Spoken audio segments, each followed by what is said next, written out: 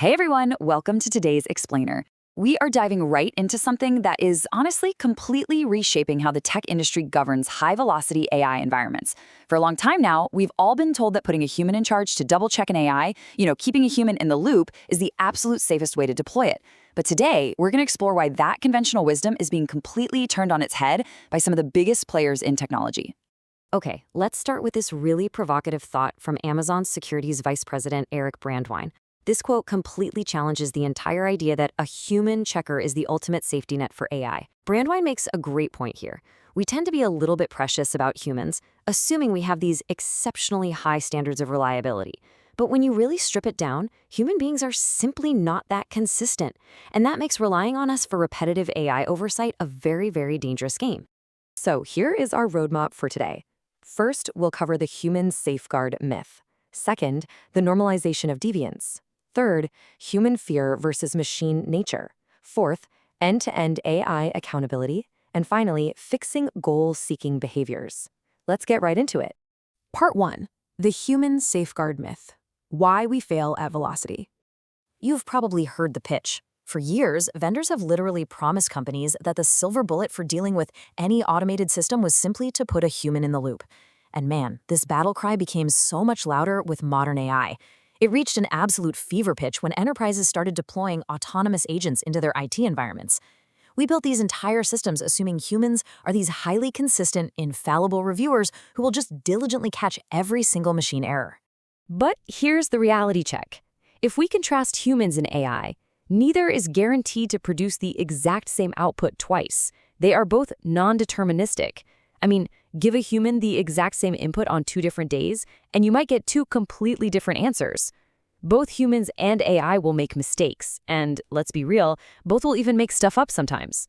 We're just more comfortable with human failure because we have millennia of experience dealing with it. But making non-deterministic humans the primary bottleneck for high-velocity repetitive oversight of non-deterministic AI agents, that is fundamentally a poor choice. Which brings us right to part 2, the normalization of deviance and the psychology of shortcuts. So what happens if you force a human to repeatedly approve agentic AI actions? Well, their initial good work will inevitably degrade into poor oversight. It's a psychological phenomenon known as the normalization of deviance. It's this gradual process, sometimes happening over years, where people inside an organization just start taking shortcuts or ignoring procedures. And as long as nothing catastrophic happens right away, that deviant behavior simply becomes the new normal. So if you ask a human to repeatedly make approval decisions for AI tools, they'll do a great job at first, then an okay job, and pretty quickly they'll be doing a terrible job. To put this into perspective, think about the incredibly high-stakes environment of an emergency room. On day 1, an ER worker jumps at every single machine beep, right? Even if the patient is totally fine and it's a false alarm. But over time, after hundreds of these spurious beeps with no actual consequence, their discipline naturally slips. They literally stop hearing the alarms, and eventually a tragic outcome occurs. This concept of alarm fatigue directly mirrors AI approval fatigue. If highly trained medical professionals struggle to maintain discipline when lives are quite literally on the line, there is absolutely no way we can expect IT staff to maintain perfect discipline approving thousands of routine AI actions. Moving on to part 3, human fear versus machine nature, the core contrast. Look, we have thousands of years of experience with humans who naturally fear consequences. If you do something terribly wrong at work, you fear losing your job or, in extreme cases, going to jail. That fear inherently makes us somewhat risk-averse and cautious. But AI agents, they lack these fears entirely. They operate on pure execution. They don't have an intuition for risk or some self-preservation instinct. And this completely changes the risk landscape, because you are deploying an entity that can move at lightning-fast machine speed with absolutely zero fear of the consequences of its actions. So how do we fix this? That's part 4, end-to-end AI accountability, the new paradigm. Because of this massive disconnect, tech leaders are abandoning manual approvals. Just listen to what Google Cloud COO Francis D'Souza says here. The industry is fundamentally shifting its defensive strategy. We've moved from a human-led strategy to a human-in-the-loop strategy, and now to an AI-led strategy that is just overseen by humans. Microsoft's Satya Nadella echoed this too, arguing for loop learning, systems that improve with each use rather than a human checking every single step. The entire industry is recognizing that manual approvals just cannot keep up with machine pace. Okay, so what does this actually look like in practice? Well, Amazon's alternative to human-in-the-loop is end-to-end accountability. They're shifting away from manual clicking, and instead, they track identity and ownership entirely through the workflow. Think about it like this. If Eric types a command that takes a service down, he caused an outage. If he runs a script that causes an outage, it's his fault. And crucially, if Eric's AI agent writes and runs a script that causes an outage, Eric is still completely responsible for that outage. The accountability never leaves the human. But to make this end-to-end accountability actually work, organizations have to manage and secure agentic identities. This means you don't just use your own login. You assign independent accounts, tokens, and credentials directly to the AI agents so they can access corporate apps and data. By tracking these agentic identities rather than relying on a human to click approve on every little action, we force operators to take absolute direct ownership. I absolutely love this log entry example because it perfectly captures how leaders are prioritizing identity tracking over manual approval processes to ensure true responsibility.